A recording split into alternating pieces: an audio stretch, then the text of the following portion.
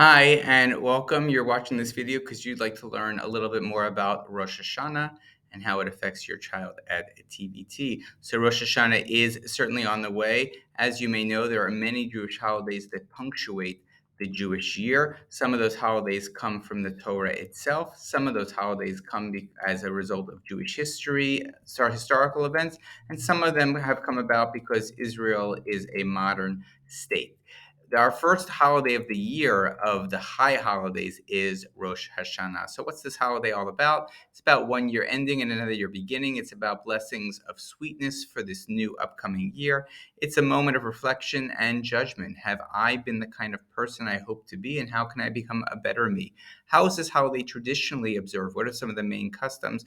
Well, there's a big custom of the shofar blast. The shofar is a ram's horn. It is like an alarm clock for the soul.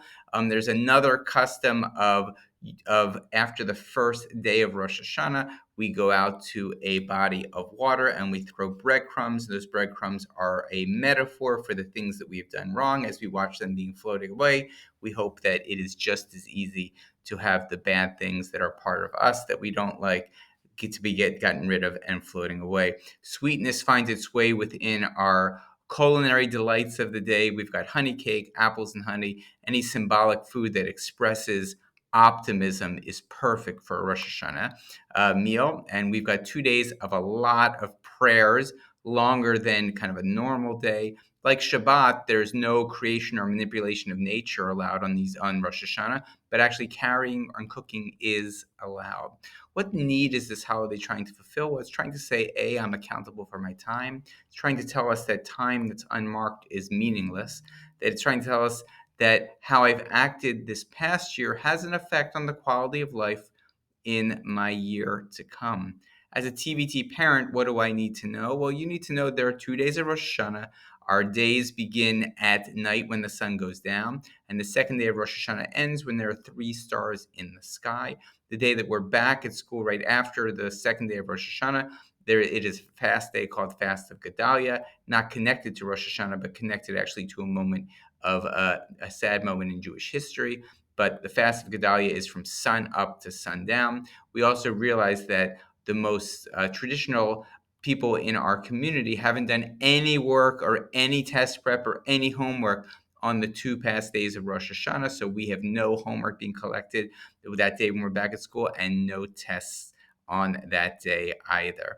Around school, you'll see that there will be sorry booths set up, and you can encourage your child to write a note to a friend, to a teacher, to a parent, to a grandparent.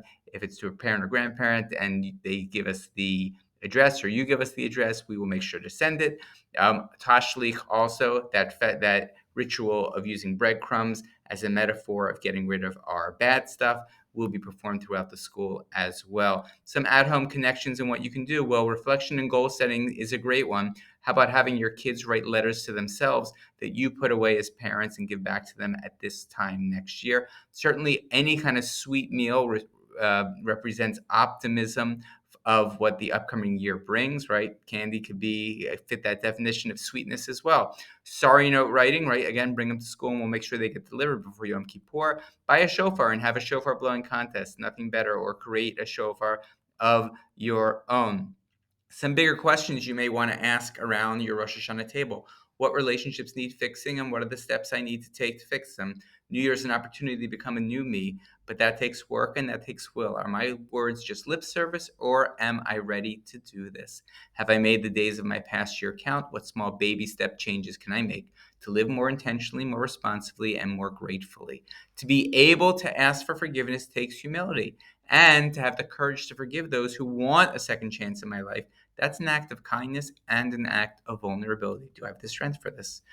Some images, symbols, and language of this day. We say Shana Tova, Happy New Year. You'll hear that from your kids. You'll hear that around TVT as well. And some of our images of the shofar blow and of the book of life, of apples and honey, of scales kind of weighing our goodness and badness, of this kind of these notes that we send each other for a Shana Tova Umetuka.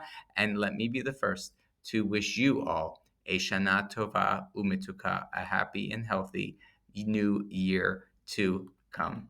Thanks for watching.